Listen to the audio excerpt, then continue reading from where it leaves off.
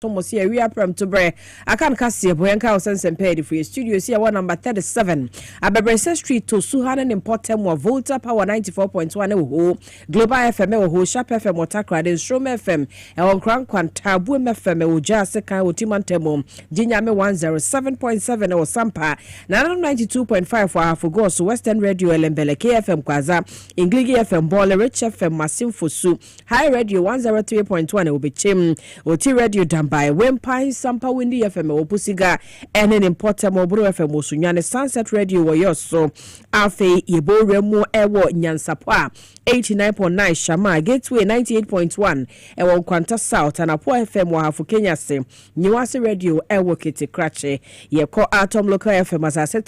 Enzema Elembele Vinci Radio TV Dunko on Fame Kasiebo Wamo Ekrem Afe Yekobi Maso Apo 68 FM Ewo Virginia Dicey Radio Whiteley for Radio or Pari G Live Radio, Ewo UK OPD Radio, and so Ewo UK Loud Silence TV Adama Oshe Live, Ewo or Multi TV Neso USA for Munyabi Eshe Internet Neso, Kasiebo and Radio SM Online.com. Tune in your power 979 FM Mafe my XYZ Online.com and some no ho, Ube to me I can care binafi what ye Kasiebo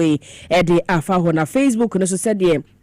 Yasha sieno eswa ye shepanti wadwenche obo ni nyina no a na wajan honi agebrabo bosso e de ama power 979 FM TV XYZ Radio XYZ ya hye maunua bi nso enya bi hwe na ono so mfa na dwenche emmra information centers no wo yade ma wo nyina ekra Kasiebo mu bi enawie nsem e de ba ne dosso de di mu akotene bi enese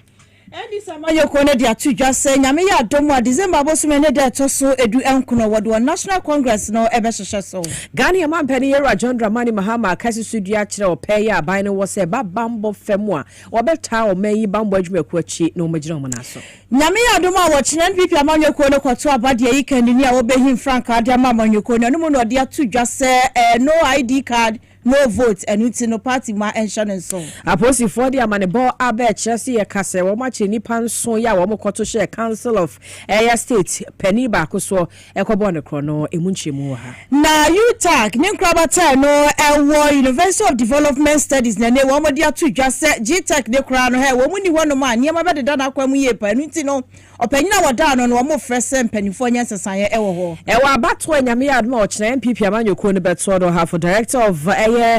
Electoral Commission wajina so Edens Mahodo atudwa na enkokwo nketenkete project ho sake okopie mu ewo kumawu ene ne mpotamo a wade tu akuafo wonsa kabie eho se wohwe ema enuane ode mamoa no wonani ebekọ ho ye pa adesima mansem eni afoforo pina aka ho awie ye de somo se ye prem to Kasiebo aseda ex natural mineral water de yensu kroje yensu a nyame adoma wo kina ye bedwedwe ye ho ne afa live coverage de free MPP for wo baba to no so aba ne fia he benum be wonso party a wo kwase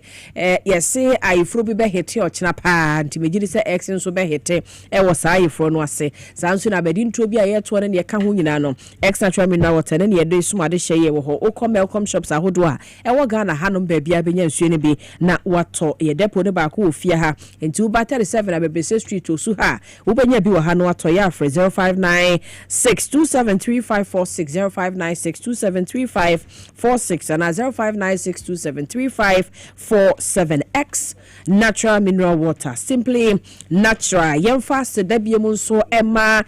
cars nyina doctor cars ya sese no mo doctor any table garages ho de wo car no aseye no wo de kwa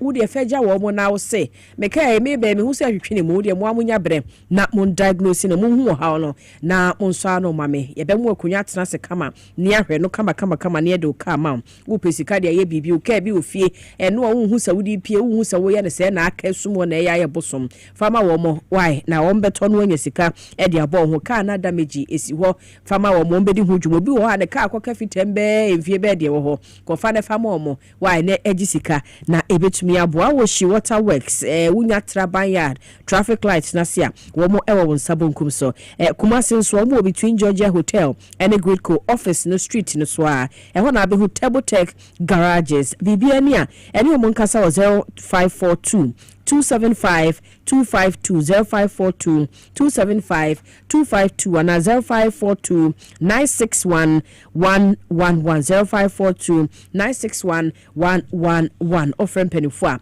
womo ebejo so nyumakuo yi afoforo bi eka ho awie yi womo boy chidom ewe ye Kasiebo emu masomfo awie yi me ama poma checheku mene nana ajwa kwachwa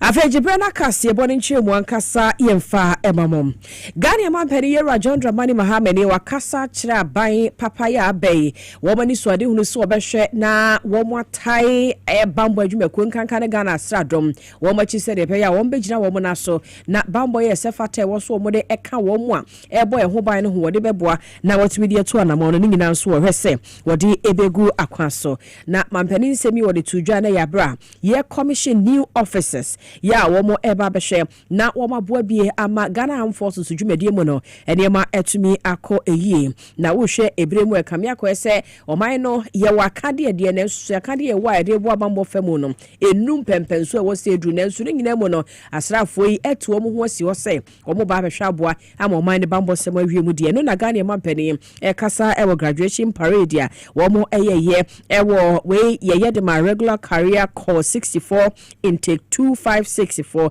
and a short service commission and a special duties course 62 e Ghana Military Academy and a day and a mampani yera John Dramani Mahama ojina so de sanse bi etudwa na so wo hwe bambo ho nsem nya Ghana hanko bibre mu nyina no a e bibia ho hia ye wo se de ani edi achenti na ban ye te adwa so yi nya de a wo nso beyi wo mani e bambo nsem wo mu kura mu kua na wo mo hwe ama no awie mu die Ghana mampani nsem ni bia o de tudwa ni Distinguished guests, the security environment in our sub-region remains complicated and volatile. Violent extremism,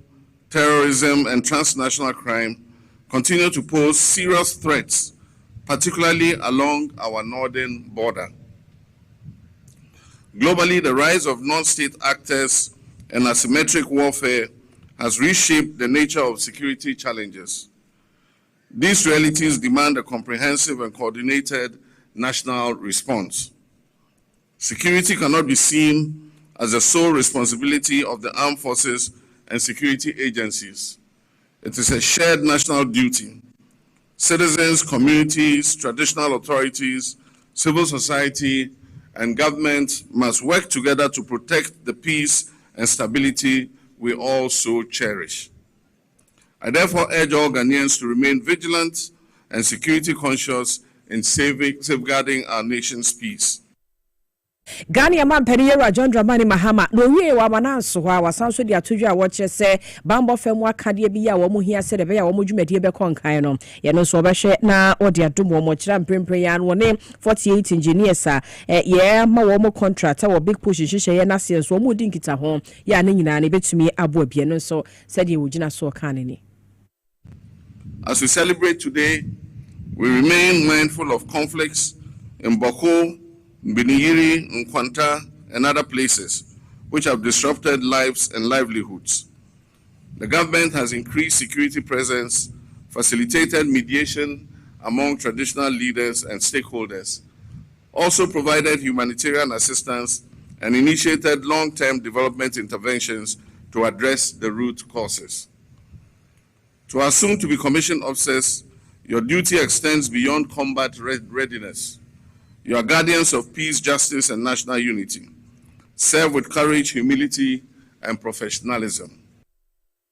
Ghana mampani na wakasa de fa galamse ho ene wo kire se nyaade o mai betena se no wode ne sasha ne demre fe mankrofobia gi ensase ene ensu abos wase ne wa bra yenka hwe o kira anamu abai etu no bekoso anu wakurem se de be ya sa kon no ayeswae e wo galamse ne ho nsem so o magane mu no ye betumi ahwe ne etu ase. And river bodies have been declared security zones. Permanent military bases have been established and offenders have been arrested and are being prosecuted. Rivers such as the Pra, Ankobra, and Ofin are gradually recovering. Let me be clear, illegal mining will continue to be confronted decisively and without fear or favor. But this fight requires national unity, It is a moral, civic, and generational duty, and I call on all Ghanaians to stand together to restore and protect our land. Ebusiagani amampeni yera John Dramani Mahama nkani tiye. Yamfi ani chemu Wendy Samanyoko no womo asue na womo de atudwa se nyame ya domo December bosume ne de toso edu enkono womo the National Congress no ebe hye so na centrofo nhemu a womo ye na chotwofo panyin e de Amanyoko no eye fifi avikoti no de tudwa se womo de reforms ahodo bebre na egu akwa mu se de beye na duru honom na Congress no de hye so anyama ahodo ni nyina no bibia betumi adeda eye na kwa mu yenti opanyin no ne senka ya wode tudwa no ebi.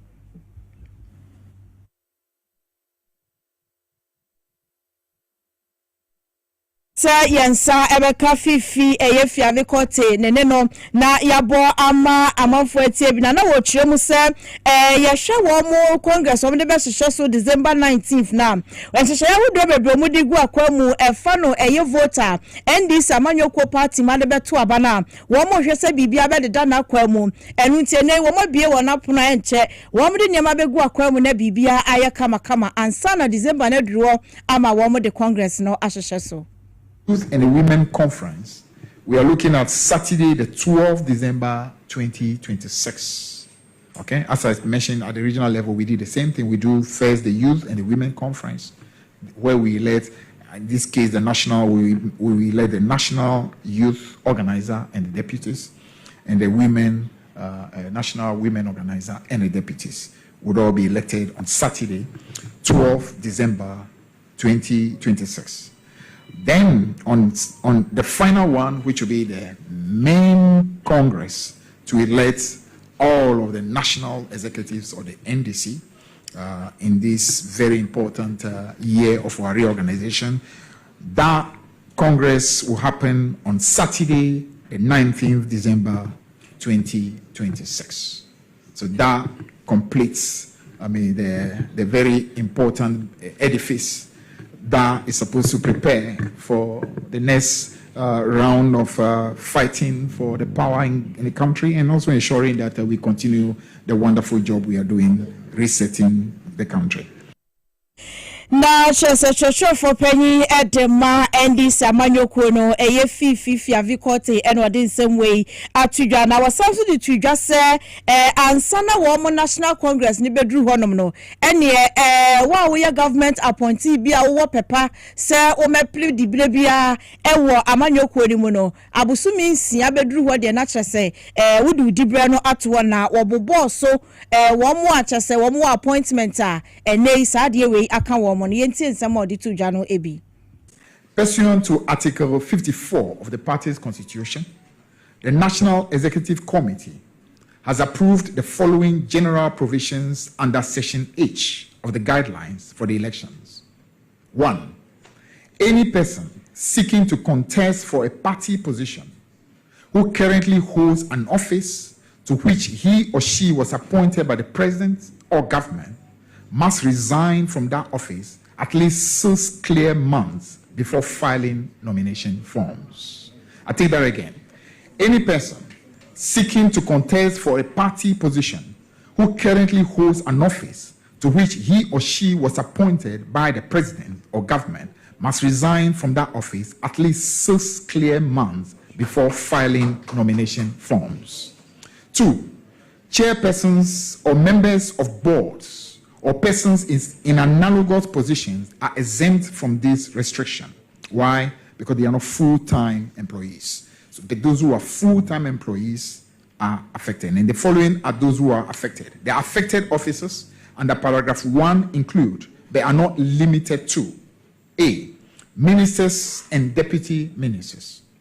B, chief executive officers, managing directors, their deputies, or analogous officers; C, metropolitan, municipal, and district chief executives. So those are the 3 main categories that we mentioned. I take them again. The affected officers under paragraph 1 include, they are not limited to: A, ministers and deputy ministers; B, chief executive officers, managing directors, their deputies, or analogous officers; C, metropolitan, municipal, and district chief executives. Now, the official guidelines for the elections will from today be made public. So all of you will be able to have access to it. Now, for the avoidance of doubt and for absolute clarity, those intending to contest at the constituency level who fall in the category I just mentioned, the 3 categories I mentioned, those intending to contest at the constituency level shall resign by April 2026. Those intending to contest at the regional level shall resign by May 2026. And those intending to contest at the national level shall resign by June 2026. These provisions are firm, constitutional, and will be enforced without exception. So please don't even bother to come and see whether you can plead to be exempted, because there's no plea in this matter.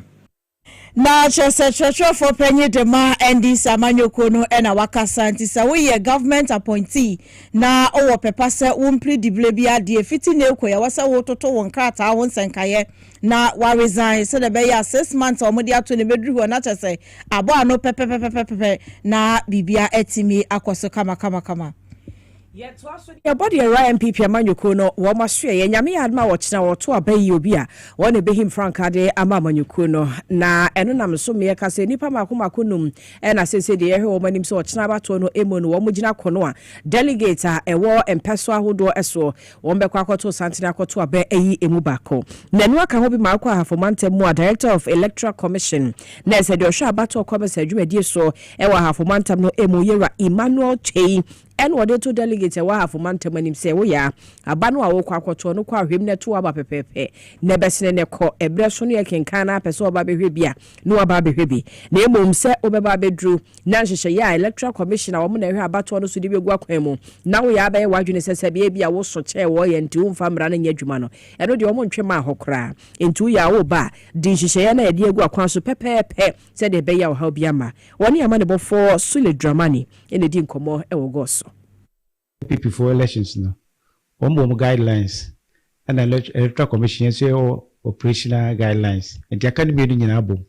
and the abato no yen pen say oboko weto abana we say utwa akochire ana say o director obi say onto abana ko ha na so onto abana ko ha e wo ina parameter so onye delegate o eni so ko ho any police for meeting also beef have security power every center tuba let's only delegate within the parameters no and you say okoho only the delegates the back but also be also jinechiri na abato bia hye bia no electoral offense bia any so committee no center ho na owie wa mananso ano wo hye se wo ba hafo mantam no emu a wo mo ewo centers makomako enso ya ehonom na abato no ebekoso hwe ni mu se delegates makomako mpem na ya hanan ne aduana nwotwe 4448 wo mo na ebekọ akoto aba ewo hafo ene ne potamo na Electoral Commission e kire se wo mo wa hafo mantam de wo mo abo mo ho awie de aka ne se ebre ne beso na kokromotie ne MPP fo no abeba no mde abeto aba yi nipa wo mbe yi no pepepe. While sentence constituencies is 6, by sentence no yes 7. Back when you achieve A and B, to Kabumana sentence to Abana is 7 for her. The total number of delegates I hear some about to Abani 4,448. Electoral Commission the Yabway Hopa in a demand in me. A benny years to say die no nama. When I no interest in petty. They obey in the epe. The pese process no be fair, na do obey ni bia no wa ni ti. Yeso Electoral Commission ya boy on pass be ya maybe bia transparent, free and fair. Ama we are win no, obi ehun say win ye. Abusia we ya for mantam ni mo pen empire wo hwe abato ensem so era Emmanuel Chei. Yaguso Jemwa ewo NPP nyame ya doma abato a wo mo ba beto enu na guidelines ahodo mo de etudwa enenam so ama eye National Election Committee member ba ko eye Mr Isaac Boamanya ko de aba betudwa se ene na bato a wo mo kwa akoto an se wunkita ID card ya de to aba anasa party card amensi wonom se wo ba betu bi enu ti wasi no ID no vote enu mu nsem wo mo e de atudwa se de beye na enkwaya menteme ho ase penche woni ya wo frifie pe na wafa wo card ya oh my Ghana ya gia tum se eye card ya identification ho nsem na wo de ko center wo beto aba no na wakwa akoto afei so no mobile phone a ya de ko ho no obi tuwi a wo twa no de akokyere sampa enipa simesi matoama no wasi ye mfa mobile phone emma ho ma ni nyina no guidelines ahodo a party ne de agu akwa mu a mo behwa aboa ama abato a wo mo kwa akoto bibia akona skwa mu kama na bibia mu ada ho pefe. The electoral officials per the guidelines have been told that it is a walking exercise. The areas will be demarcated into 3 sections. We have the outer section, the middle section, and we have the inner circle. The outer section is where the electoral officials will identify you per your ID card. For this exercise, we have given approval for 4 identifications. Either of them will be permissible. One is your voter's ID if you have. The second is your party ID if you have. The third is a national passport if you have. And the last is your Ghana card. Any of these 4 ID cards can be used for the purposes of the elections. If you don't have an ID card, the instruction is that you cannot cast your ballot. We are not allowing party officials to validate or confirm the identity of any person for the purposes of this exercise. And so I will encourage every delegate to go look for their ID card before they come in to vote. Now, when you enter through the inner circle, the outer towards the middle, you are supposed to not go with any foreign material, including telephone. No telephone or mobile phone will be entertained over there. The police have been given strict instruction that when you bring a telephone and you are caught, you will be arrested and be prosecuted, and you will not be allowed to cast your ballot. So they should also take note of that. Now, Mr. Isaac Buamanyako, a NPP National Election Committee member, and what the guidelines we are party Diego Kwemu, a de emunsem atujani jema when NPP Amanyoko no about to hunsem nimwa. Now, founding member, one wasaya elder, elwo NPP Amanyoko no emu, a Dr. Nyaho Tamakwe no dia tujase, say, Wosha current leadership of NPP Amanyoko nimum, and in Yama Wamo Yena chase, so me a driver near Kano Muchino, and can quenchia and one de airwaves was a baby, the party in any atra no. A behadri ye pass, a woman sign womachi, I'm a total near man share. Now when she went near me across to a party, one from Winston Cayenne now 2 year, and another party in the Saya Quanswa, and a one more at the Essino. Now one year Yanum Joy FM4 and a Etchin Combo and what in the same way at Tuja. The leadership of the party at the moment is leading the party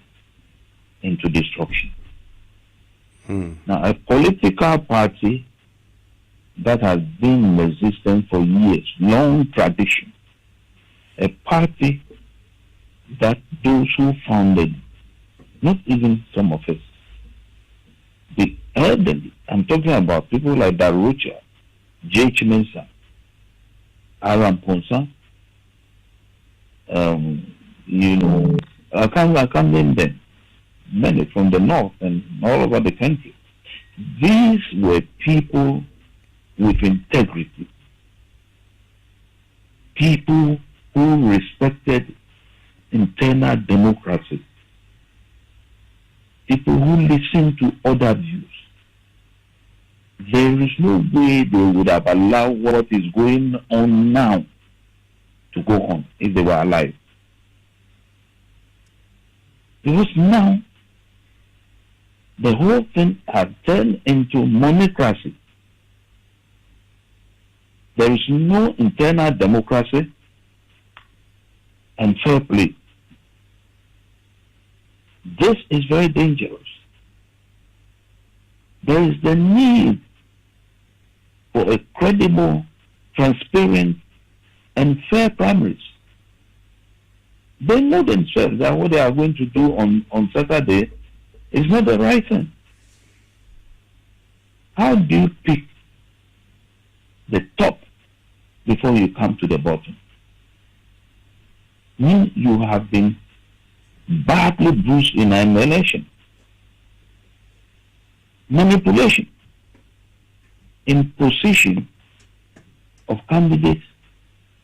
or even monetization of delegates weakens a political party. They have to be careful. That's all that I will say now. Dr. Nyaho Tamaklo, a founding member, Esanso, a penny kasiye, NPP Amanyokwenumo, and within some way atuja. Director of Legal Affairs said ma NPP Amanyokwenumo, a lawyer Gary Nimako Mafo. And then what they are two address Nyami Adma Wachna. Jumedia won be die nyina no wo de ho bambo e de ahye Ghana posifo nsem so mo hwendo to niema e ma bibia nko yi sanso na sa bato no pepe ye ne ade bebe mu a e ho jumedia nyina no mo de ahye Electoral Commission nsem e sanso wo mo de wani da so so ochina bato e beto ni mu ne yente executive bia si baabi anantokwa bia pai baabi ana mentime ho ase bia baabi a e be wi chere be hunya de wo mo eye ne wo mo wogidie mapase ahobo e wo so mo ye nyina no wo mo yesi emra fam ene nhye ahodo fam nyina no wo mo de agu akwan so de aka and say Electoral Commission any Ghana posi sadon beka bom na won mahwe abato no so ama ebekwa wie ne nipa esefata so adi nkunim e wo sa abato no emuni ebebo ne din e won hyehyeye mu anopai won enke obrempon ene kasa ye e wo dwabo asudwumadie so.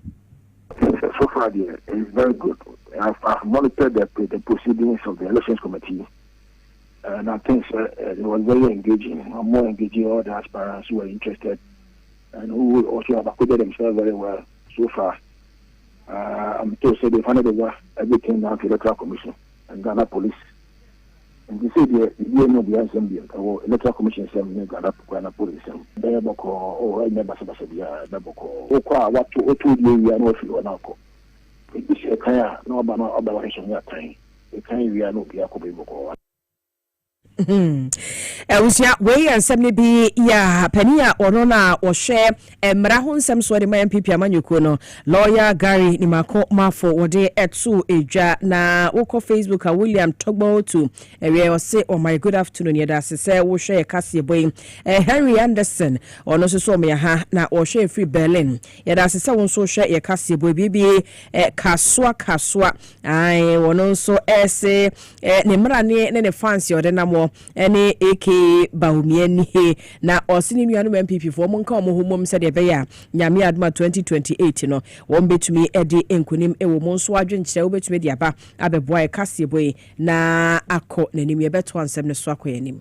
Yet one samlo na University Teachers Association of Ghana, Nenkrabata no Ewe University of Development Studies, NNA Womo Ekasade Tuja, say ye share a year GTech, Openina Wadano and the Ede Professor Ahmed Eye Janapo Abdullaya, Womo see a brasso so penini abehono, Ede Efri ni Dibre Honom, na Womo dia Tuja say, Usha di opinion wabo Jume Yepa, Ebano a year accreditation won Sankaya, na Sebeye Bubuja. Na wotu nkrofo so se hodi o mabo na baso na emom no ekoi edi tudwa se mandate bi wo hono ma woni ne deputy ene no chese wo mo yusu no basa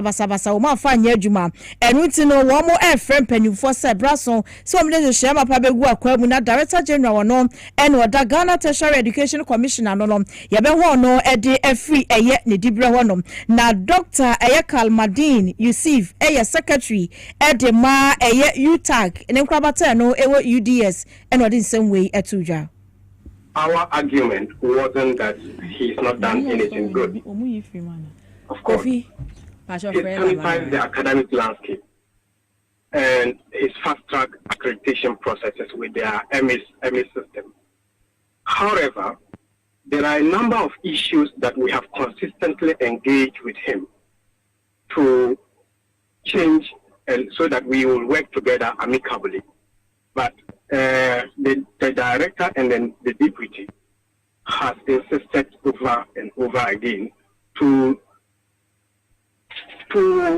work with beyond what is established for them. For example, why do you want to take the mandates of university councils, things that are supposed to happen under university councils, you want to overtake that and add to your job? Why do you, for example, arbitrarily reassign duties to yourself that otherwise has been a norm and governance practice. It never happened under any other regime. And for that, we think that it is, we are not saying he has done nothing bad, but those excesses, and he's been written to the previous national was in UDS, and he's been written to multiple times about some of this conduct, but he's failed to adhere to that. Plus what is currently happening in our sister campuses, we think that it is better for the university and tertiary education landscape that he goes. Na chesenya yekotie ye Dr. Kamal Dean Yusuf ono secretary edema UTAG ninkrabata no ewo UDS campus no emu. Yanko magana poye mantam no emu na Mercy Cratch penia wo asene manso across so magana poye mantemo yera Eric Ahinakwa ene wodi ato wo mu adi o musika kwewere nwuma mu investors anim so madama wo ba mpesware so na mansini mu anema bebre wo ho ya wo betumi di o musika bebre mu apagya no amana tumi ejina na so anema ni bia osusuo se investors e be mu betumi aboa across health center wo chese ba bia enene tebia wo ne nkoyi kura nya nika sa ya sabia ebetumi asomade hye wapomde kwaso no beba no na eho ne manyina sese yenti investor bi yi ne yemu aba no aba renovate ama wo mu a wo gidi se betumi aboa pa ama pomde ho nsem so etumi akonkan wodi anu so kra to nkyɛn a wo sere bi ese wo se hwɛ ne yɛ nhyehyɛ ya hodo ebeboa ama pomde ho nsem so etumi akonkan ne nsemi wo de tudwa na ya bra wo de eniema ekɔkyɛ subua primary school na health center wo ho so wo de bi eka ho de ekɔ no so no gina ya wo de sa de sedie etudwa meba schools and hospitals like clinics now I'm lucky near man and the tutu meniano across on so ifi until the sha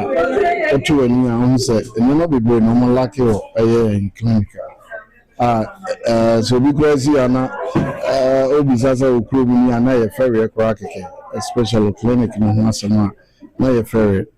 to me ba sia monso kakra monso nya for the birthday no na the baby wa clinic no na clinic no so atumi akoso so wo hwe suwa praise bi no so amekọ na nkọwa na mchusu wo mse nkọwa no be the birthday enti almost nkọwa ko che mo nyama drinks books no pens biscuits no na aka ho enti but I want me so am say me celebrate my birthday na mafaso aboa the clinic. Ebusia we yansem bi ya Eric Ahinakwa wode to dwanu achi no madam Nana Aso Boate ono ye district health director of health de ema cinema so across ono so akasa kire hia se wo sempanifo be mu na across health center no ye behwe na ye renovate wo chat bi e wo mu ne nkoyie kura enti wo se hwe ho asem center so ha dispensary ne we echiwo no dispensary should be as I say hono air condition wo ye tile ho fine ade but ye nya ho akadienti enye very conducive and nduro no so it should be stored under a certain temperature nti esa ema a hard drain once a hand so ye wole ha anti security issues e wa ha kakra obia to me ba sometimes crampo clients ni be ba omu to me absconde to me edwane ko esanse security bia enye around health ya de ehuhia pa se yenye sika yenya ne pese nyenya na se yenya pomudia ebe ha dwen na it say ya health facilities no ye siwia na yeja ama and so we just have to break even. Sometimes it's yenya aboafo ema se me be maintain buildings na den eya na eyedin nti eya aban so omma nani enhwe homa yen kakra district health director was cinema so across so and yet is what the sun semi to January amanebo for Ebenezer Frimpong and a Kasiebo we mantemo na yebejina we so na yaje aboafo nkrato e dia ba ye ba ensem no bi na wa chire ye de mu nsem ebesomo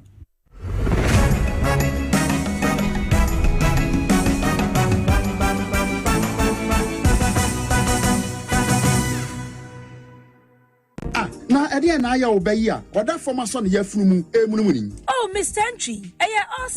also ya titi be benfie pi nanso ne yamu nyono da. Se me chew no ahodo amato a me hunu hwe a ebe ya nwanwa. Menyi ni se what ulcer tamfo Haxa capsules any Haxa mixture yanum bom kotia ulcer no bia ma no anom. Anka ne ho ato no dadaada. Ulcer dro de eno ne Haxa capsules any Haxa mixture. Ankom ni nchiremu. Ulcer ye kura eto ye funu ene ensunumu. Etuma wo ye funu ekeka wa. Wogire wo ho a enye. Ulcer etumi ema wo ye cheko ebra wadidi awie. So how eye ulcer de a compare Haxa capsules any Haxa mixture nanum bom na ho ebeto. Pedudu atua ko Okanshi Drug Lane Kumasi Dani Herbal Takradi AA Mensa Anafre 02038228855 Apefo abatan ya woma won mofra no fo ene mofra woni mfie dumienu enka ho Haxa capsules ene ne mixture ulcer tamfo edie age adwadie nkrato yi atom.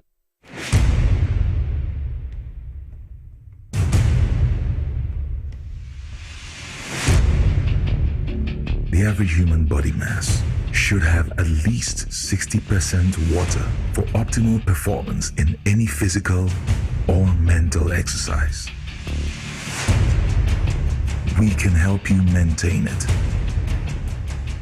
naturally.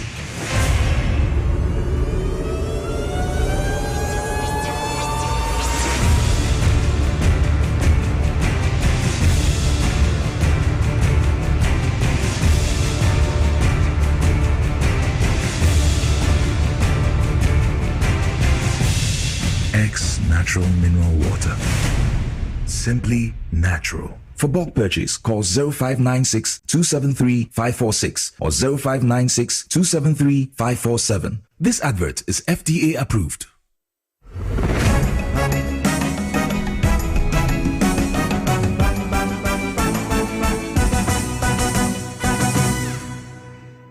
Adesima mayemo makwa abamra ya wi aprem to bre Kasiebo so madwenche ne gusua ya eba e Facebook na chese enye asem ketua kra na piaga ose Ken ebesunya mi admo china pa ye nya asem ketua ose nyahota maklonya MPP ni na ambajo ye die ni eno ho asem ewa ha Paul Amenosoji or say NDC and a mine dache anti Ghana for more than mama MPP for Quenya Emma Woma Amedio my Ghana so we the nam TVXYZ so yeah aba Power FM and so adeshe be Benoit de be afa honomo womo de aba Elizabeth Taylor or say a Kasiebo ni ko yipa Isaac Danin or say or share life free asen bosumadwe e wasen South Mensimo e wo mfifi mantam no emo ma yubuaten ono so share live free lejo kuku no say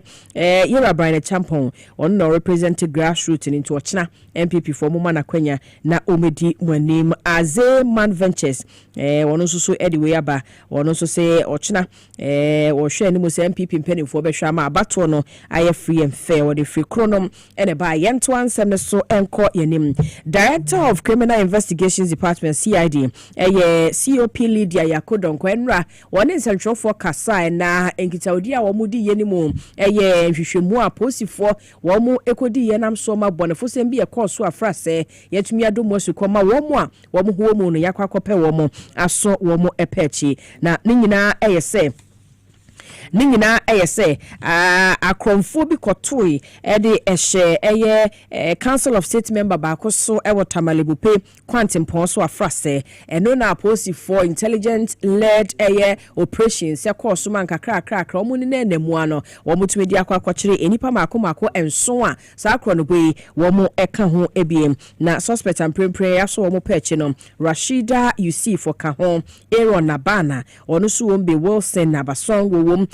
Muntaro Idrisu eka hona fe Aminu Zibrila onu so ewombie Inusa Sumaila eka hona fe Haruna Safienu womuni ni panso a na no General Bosmeda ye toso edu ebako ewa fia emono posifo nam hwehwemu so ekokoso wo mo pechi wo mo kobo krono no July ebosumem ho baby ewo afrase 2025 mo na fe na posifo etimi akoso wo mo epechi COP Lydia Yakodonko say no chechemu. Police arrest 7 suspects in a highway robbery involving a Council of State member. And then 2, police arrest 5 suspects for robbery at Nkasem. The police have arrested 7 suspects in a highway robbery involving a Council of State member, which occurred sometime last year. 7 suspects identified as Rashida Yusuf, Aaron Abana Baswifanga, Wilson Avasong, Muntaro Idrisu alias Virgin, Aminu Zebrila alias Birdman, Inusa Sumaila alias Agenda, and Haruna Safiano have been arrested in connection with the crime. On 21st July 2025, the victim was traveling along the Tamale-Bupe Highway when he was attacked by 6 armed men who robbed him of personal belongings, including mobile phones, some cash, wristwatches, reading glasses, a laptop, and other items. On 11 January 2026, following intelligence gathered by the CID, a team from the anti-armed robbery unit was dispatched to Salaga in the Savannah region. This operation led to the arrest of Rashida Yusuf, who was found in possession of an iPhone 7 Plus belonging to one of the victims. The phone was retrieved. Further investigations led officers to a mobile phone shop located at Dagomba Line in Salaga. The shop attendant Aaron Abana Baswifanga was arrested, and he disclosed that the phone had been brought to the shop by his uncle Wilson Avasong, an environmental officer, and the shop's owner who resides in Tamale. Abusia we ensem ni bi ya mame eye Lydia Yakodon ko de to dwanu achi no che se operations no a emu omo ne nam no ano e na wo mo sound ko chi nipa mako enum bi a wo mo nso kro no ba bi e koso e wo enkase mu ahafo mantam no emu na no general bosme da ye toso edunsien wo matumi akwakoche saafo ne no nso wo cheche mu sei. The Ghana Police Service has also arrested 5 suspects in connection with the robbery attack at Nkasem in the Ahafo region. The suspects, Mutar Kofi, Mahamadu Sajio alias Salifu, Shaibu Isa Jallo alias Jibo, Abdul Suleiman, and Bukari Sule alias Taylor, were arrested on separate dates in connection with the robbery. On 2nd December 2025, the suspects, together with other accomplices armed with weapons, blocked the Goso Tepa Road and simultaneously attacked the Nkasem police station, a Jumapa Cocoa Buying Company, Kobe Gold Buying Company, and the Esutifi Rural Bank area at Nkasem. During the attack, the assailants made away with 2 AK-47 service rifles. They also stole cash amounts from the bank, 14,000 Ghana cedis from the Cocoa Buying Company, and 12,000 Ghana cedis from the Gold Buying Company. During the robbery, the attackers shot and injured an employee of the Ejumapa Cocoa Buying Company. Following sustained intelligence gathering and forensic investigations, the anti-armed robbery units arrested Mutar Kofi, age 35, a commercial tricycle rider, on 16 January 2026 at a location known as Atane Ata near Nkasem, and he admitted his involvement in the robbery. Abusia penimpaya wono ena eba bonofosem ni munhwehwemu a wo mani edi ache wo magana posi adwumamosi COP Lydia Yakodonko ne kan yati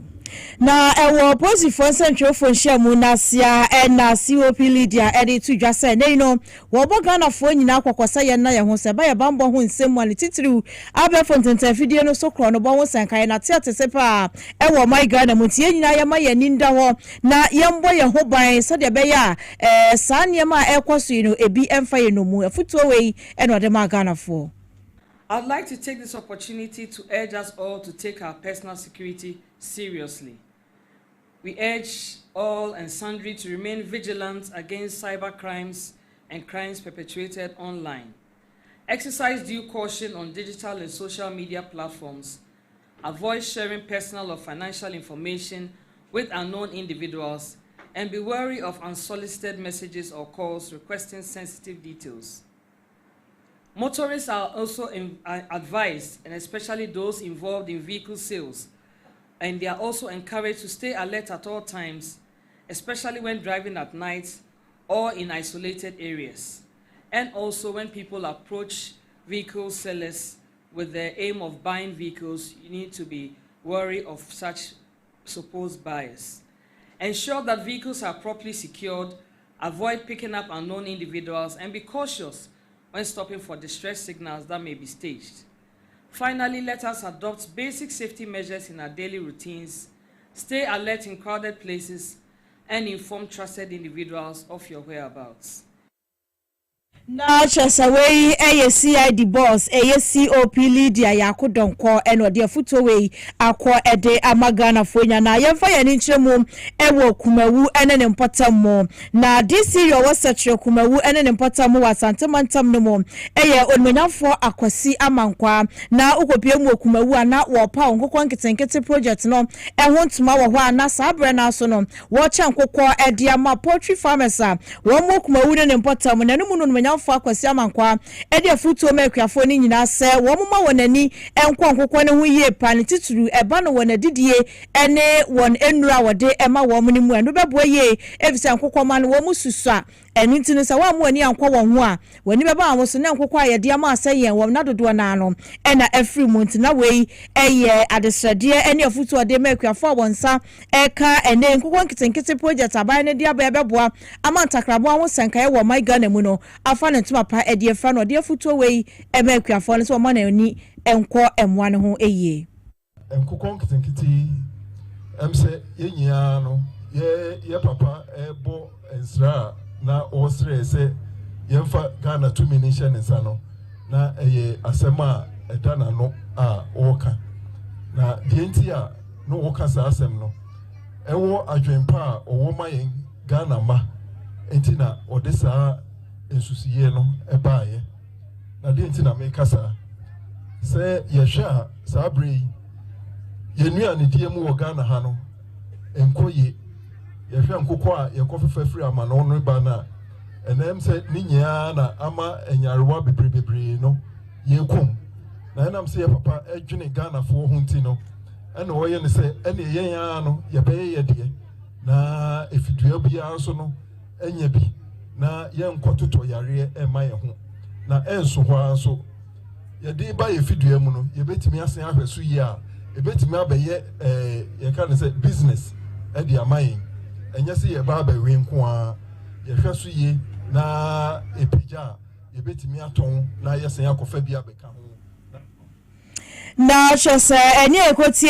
eye DC ye ma de hia wo mo ewo satre kumawu ene ne mpota mo onimanyamfo akwasi amankwa ene ode nsemwe ya tudwa nanu mu ena agric director ewo satre kumawu eye Mr Adabanga Kosi wono so de to so se enkokọ nketenkete project aban dia bay eye free kwani ubaji bia ya njo taku anasa sempoa na emom no de wo mu ni sabamu ani akomo ano ho na wahwe wo mu ye wasanso tu wonfo se brano ma wona nyentia ewo veterinary officer ewo mensini mu se de be ya nkokọ no won beba be hwe na wona pomu eho nsem no watoato ani na chese nkokọ manketenkete no mako 9000 ene ne wo ma che ediama poultry farmers awo mo ewo kumawu ene ne mpotem mu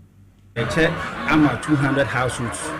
ayem ko 10000 eche jama 200 households ne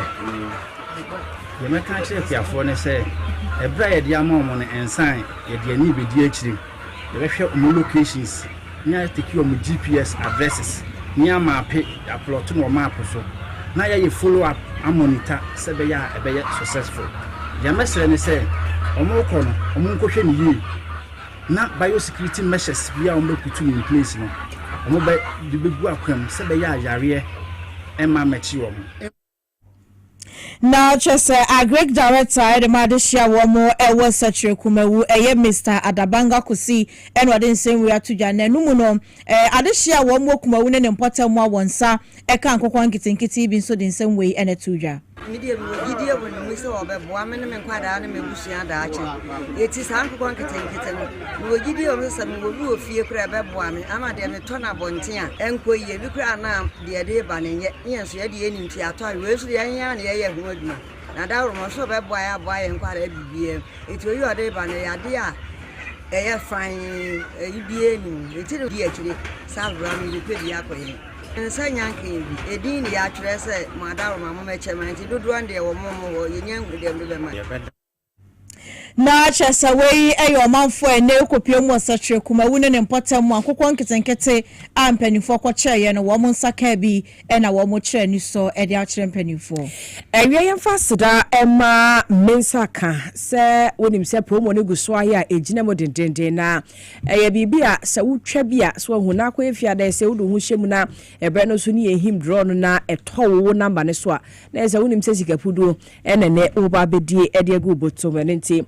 star 274 hash star 274 hash star 274 hash utwa wonim se sika befie eba begu account nim se chapo na bo ama weekend no ayede se wo wonim dada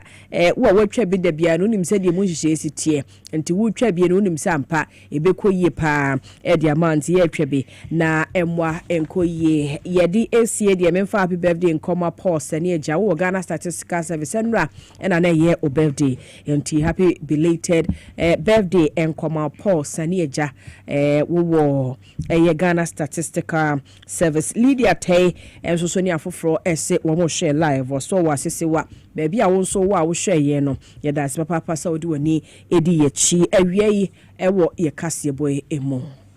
ya de Kasiebo mu nsam no asi wa hanom se ana ya de aseda ma aboafo a wo mo boaye ewo newsroom no na Ella Opoku wono ene lead team no ya edubia PSA ena afenso Green ene Agnes wo mo nyina boaye Kofi Abrante enso eka obi ramu MC a honom sa director Ralph ewo ho Abbas ena Peter Cranton Emmanuel Kisi enso eka hobi camera nso na Chester Francis ene Elvis wo mo ene ja camera na chi edemaye na ewie Elizabeth Tegu wono ene siesie ye ho ama ye ho ayefe ne awie ya je brebe kenkai Kasiebo no mu nsam edemamo medin ene nana adwo akwachwa mene ama poma cheche kuyanka mo se nyame yadma wo chena ye the live coverage MPP amanyoku abato awonom ebeto no ye de bebre mu nti ye nhye ne so ese ye ne ubehia e wo kasafidie so na yabonkomo